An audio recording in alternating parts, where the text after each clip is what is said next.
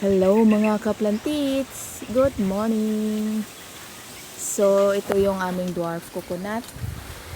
Ito yung mga natira kasi yung iba ay ninakaw last month at saka noong January.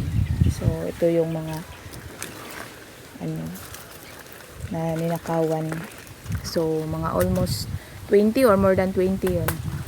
So, ito may nag-order. Salamat kay Lord kasi may nag-order ng for seedlings.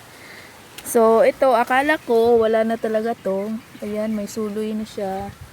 Then, last week, ito, ayan. So, kahit wala pa raw tumubo, ay kukunin na niya. So, 1, 2, 3, 4, then 5, 6. So, at least may 6 tayong pwedeng ibenta. Para, pambili ng ulam. Kasi, mahina yung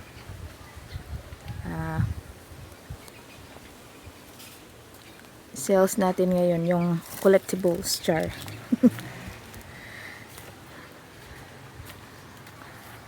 Yan. So, ayan. Yan si Habi, oh. Assistant ko. Okay. Let's do it.